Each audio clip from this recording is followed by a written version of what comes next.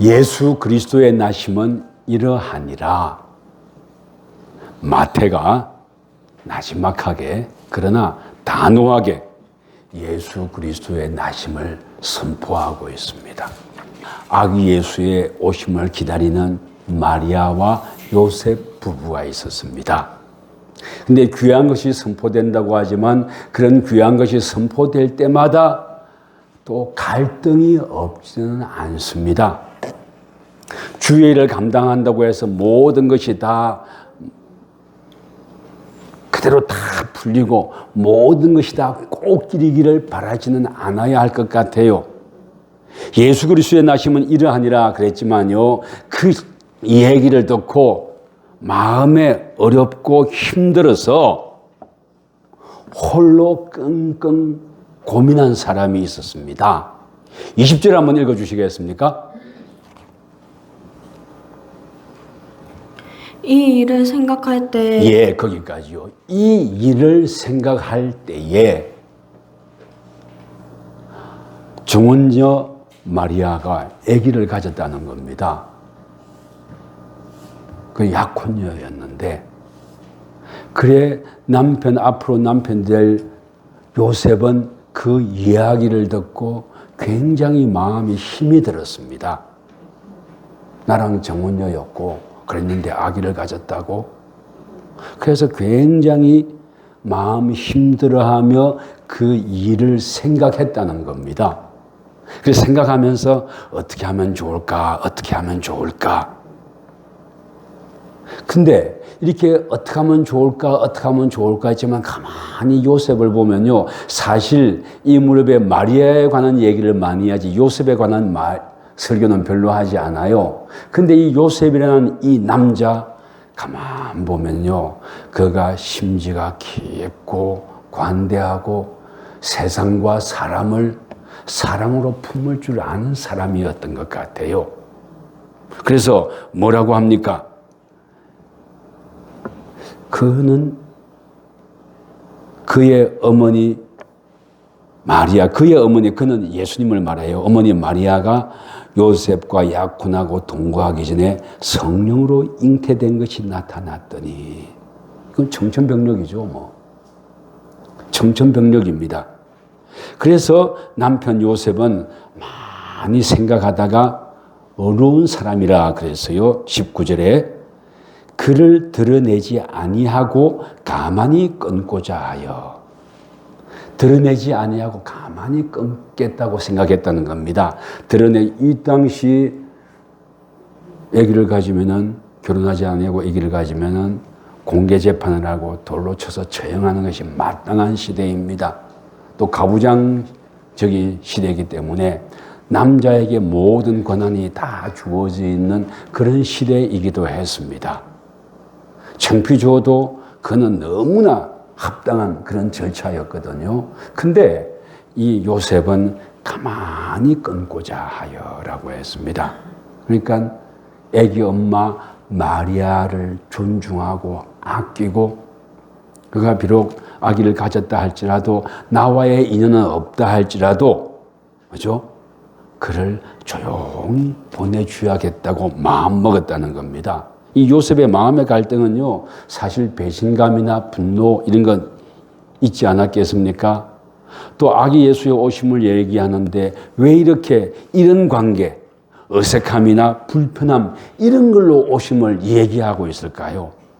좀 쿨하게, 적어도 조물주 하나님께서 당신의 뜻을 받들어서 메시아로 와서 우리 인간의 죄를 대신 짊어지고 갈 그 성자 하나님 예수 그리스도를 이 땅에 보낸다면은 이렇게 어색하고 불편한 이런 것이 아니라 더 신나고 좋은 방법으로, 장엄한 방법으로 이 땅에 메시아를, 예수 그리스도를 보내도 좋을 텐데 왜 하필이면 이런 설정을 했을까? 하나님께서는. 그죠? 그런 마음의 갈등도 이런 가지 생기지 않습니까? 또 나가서 아기 예수님이 탄생하셨습니다 하면은 여기에 대해서 뭐 결혼도 안 했는데 동정녀가 뭐 성령의 뭘로 탄생했다고? 이런 비아냥도 많이 받잖아요. 많이 불편합니다. 저랑 같은 나이인데 윤석화라는 배우가 있어요. 대표적인 작품 중에 신의 아그네스라는 작품이 있어요. 신의 아그네스, 윤석화만이 아니라 손숙이라는 배우도 신의 아그네스의 작품. 그럼 나는 윤석화의 배역으로 기억하는데 독특한 비음하고 독특한 발성으로 그 작품을 끌어갔던 기억이 나요. 신의 아그네스. 수녀원에 사는 어떤 이가 아기를 가졌다는 겁니다. 그래서 이런 거에 대한 일종의 오늘 여러분과 제가 읽어본 이 본문 말씀에 대한 세상적인 맹소이기도 하고 세상적인 패러디이기도 할 겁니다. 왜 쿨하게 좋은 걸로 하나님이시라면 얼마든지 더 좋은 방식을 찾을 수도 있었을 텐데 왜 하필이면 이런 방식으로 예수 그리스도를 이 땅에 보냈을까?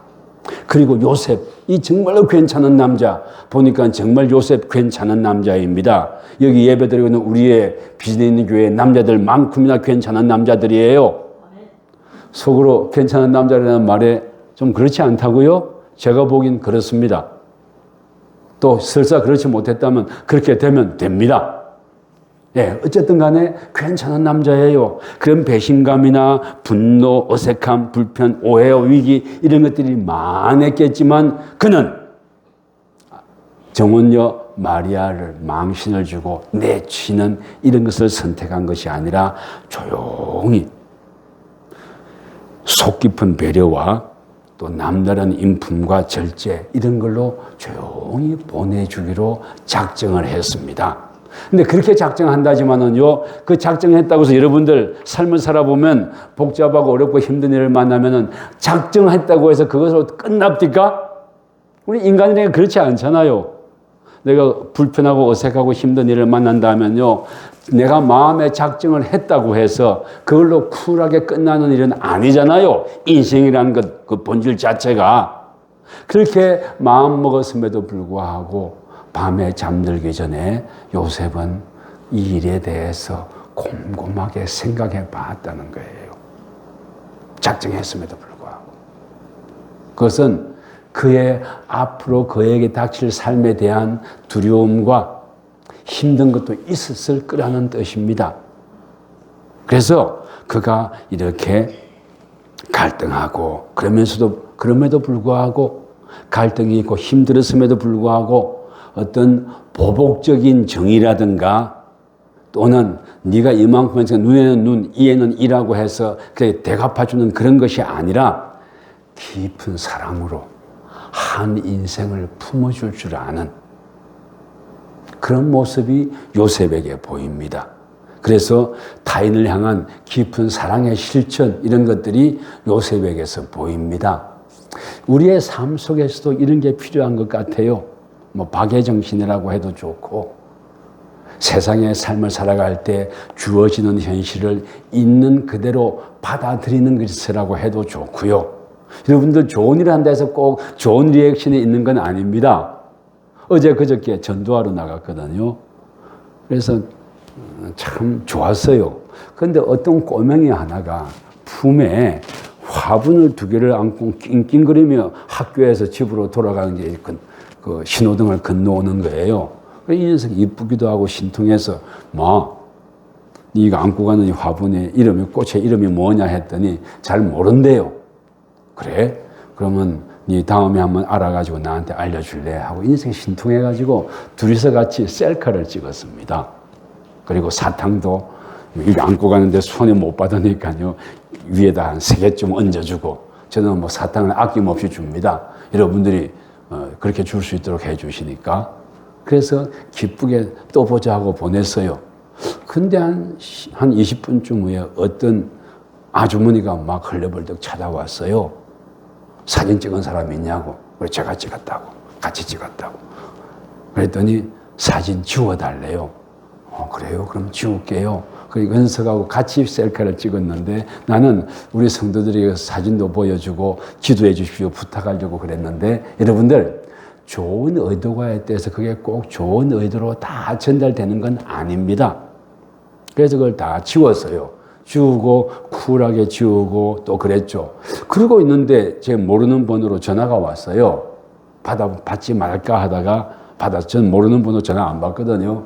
그랬더니 파출소에서 전화가 왔어요. 신고가 들어왔다고. 그래서 사진을 찍었냐? 예, 찍었습니다. 저는 비즈니스 교회 아마 사탕에 우리 교회 주소가 있고 그랬던가 봐요. 또 파출소에 그분이 찾아왔던가 봐요, 여기를. 그래 교회 전화로 하니까 안 받고 당연히 못 받죠. 휴대폰 전화가 해서 전화했다는 겁니다. 그래 화요일과 금요일 오후 3시부터 4시까지 전도를 하고 애들하고 전화 주기도 하고 그럽니다. 라고 얘기를 했어요. 그리고 사진도 같이 찍었습니다. 셀카로. 그래 지워달라도 지웠습니다. 하니까 그랬군요. 됐습니다. 하고 전화를 끊더라고요. 맞아요. 좋은 의도를 가지고 한다 해서 리액션이 좋을 수 있는 것만은 아닙니다. 그럼 뭐가? 이런저런 일을 만나고 할 때 거기에 대해서 넉넉하고 깊은 마음으로 받아들일 수 있는 우리의 마음이 먼저 필요한 것 같아요. 하나님, 내가 하나님 전도하라고 해서 전도하는데 뭐 이런 시덥지 않은 일이 일어납니까? 아니에요. 정당한 겁니다. 어머니는 자기 자녀를 지켜야죠. 그러나 제 생각엔 파출소에 신고한 것까지는 조금 너무했다 싶지만 그래요. 그렇습니다. 넉넉하게 받아들이는 심성도 제가 그랬다는 것이 아니라 요셉이 그랬다는 거예요. 근데 여기서 이런 거 저는 한 가지 더 알아야 할 사실이 있습니다. 인간이 가지고 있는 어떤 관대함과 배려심과 넉넉함만 갖고는요, 주님의 일을 감당할 수 없다는 것도 이런 거 저는 알아야 됩니다. 요셉이 넓은 가슴과 넓은 어깨와 두툼한 가슴으로 마리아를 내 아내로는 삼지 못하겠지만 마리아를 보호하겠다고 마음으로 푸는벗지 않습니까? 그것은 어쩌면은 믿지 아니한 사람들도 인격 수양이 되고 삶에 대해서 나름대로 넉넉하고 관대함이 있는 사람이라면 그럴 수 있을 거예요. 그러나 여기에서 한 걸음 더 나아갑니다. 그래서 오늘 설교 제목이 뭐라고요? 믿음으로 짊어지는 은혜라고 했습니다. 우리가 주의 일을 감당하고 예수 그리스도를 구주로 고백하고 삶을 살아갈 때 은혜가 넘치고 그래서 삶이 늘 행복하고 감사하고 예수 믿으면 건강하고 돈 잘 벌고 하는 이런 것만 가지고는요, 주님의 주어지신 은혜를 감당해내기 힘듭니다. 왜냐하면 주님께서 우리에게 베풀어 주시는 은혜는요, 나 혼자 잘 먹고 잘 살고 복 받고 하는 이러한 것들도 물론 포함되겠지만 그것을 뛰어넘는 세상을 향한 주님의 뜻을 가지고 앞으로 나아가라고 하는 주님의 깊은 뜻이 거기에는 들어있거든요. 그래서 예수 그리스도의 나심은 이러하니라고 담담하게 선포되고 말이 진행되어 가고 있지만은요, 그 한편에 20절에 보면 요셉은 이 일을 생각할 때에 그래서 그의 넓은 어깨와 두툼한 가슴으로 관대함으로 사랑으로 마리아를 품고 보내주기로 했지만 망신시키거나 돌로 치는 것이 아니라 그 삶을 오롯이 인정하며 보내주기로 작정했지만 그걸로 모든 것이 되지 아니하는 거예요. 그래서 그렇게 고민하고 있을 때 이 일을 생각할 때에 주의 사자가 현몽하여 이르되 그랬습니다. 자, 20절 다시 한번 읽어주시겠습니까? 이 일을 생각할 때 주의 사자가 현몽하여 이르되 다윗의 자손 요셉아 내 아내 마리아 데려오기를 무서워하지 말라. 그에게 잉태된 자는 성령으로 된 것이라. 아멘. 네 아내 마리아 데려오기를 무서워하지 말라. 왜 여기 무서워한다는 말을 썼을까요? 여러분들, 예수 그리스도에 대한 호칭을 보면 여러 가지가 있는데 요셉도 그렇고 마리아도 그랬고요.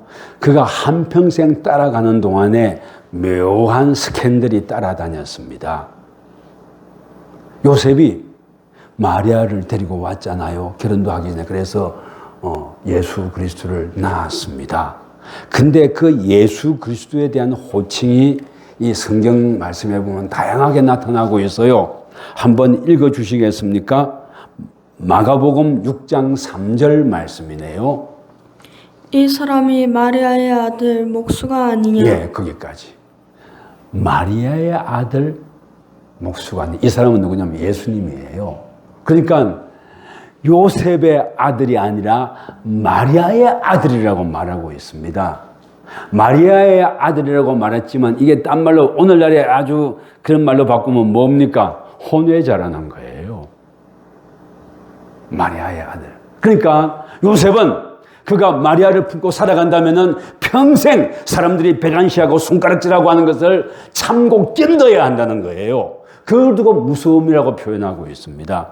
그러한 무서움, 인간의 어떤 고매한 인격이라든가 또는 훈련된 이런 걸로는 불가능해요. 그 어려움을 돌파하려면 뭐가 필요한가? 믿음으로 짊어지겠다고, 은혜를 짊어지겠다고 하는 각오와 결단, 또 거기에 뒤따르는 실천적인 순종이 따라가야만이 그 예수 그리스도를 구주로 맞이할 수 있고 내 아내를 참된 아내로 품을 수 있는 거 아니겠습니까? 아멘. 또 그뿐만이 아니라 세상의 모든 질시와 손가락질을 내가 감당하겠다는 것. 그리고 요셉 사리가 깊은 사람이니까 마리아를 품고 아기가 태어나면 그에게 질시와 자식 저것 남자가 뭐 저래 이런 건 따라올 거라는 걸 알았다는 겁니다. 그래서 그걸 두고 무서워하지 말라라고 하고 있어요. 그런 무서움은요, 나의 어떤 훈련으로 돌파될 수 있는 거 아니에요.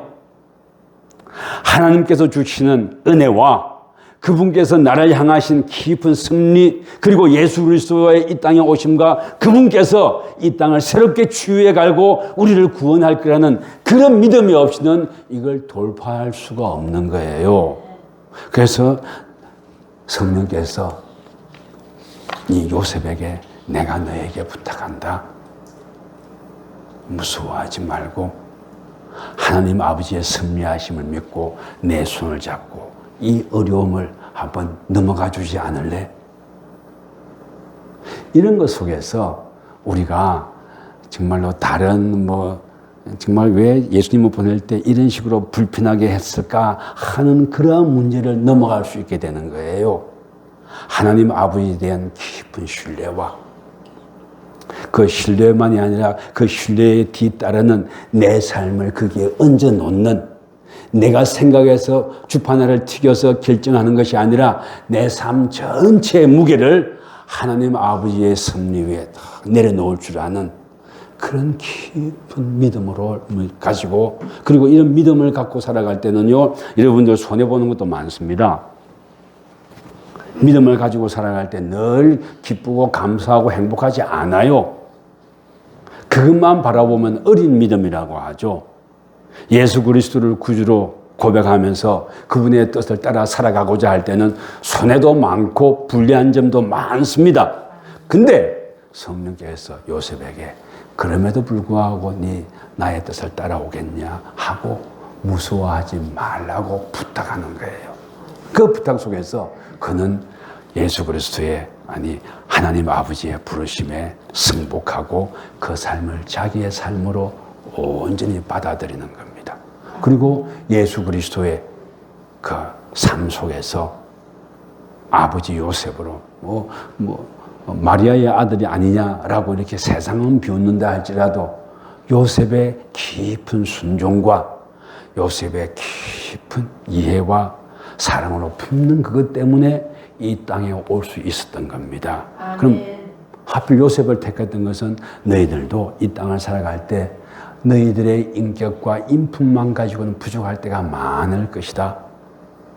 그때 그 어려움을 넘어갈 수 있는 힘은 하나님 아버지의 섭리하심을 믿으며 그 은혜 속에 숙제도 있음을 믿으며 그분께 너희들의 삶을 드리는 것이 이 현재의 삶을 돌파할 수 있는 힘이 될 것이다 라고 부탁하고 있는 거예요.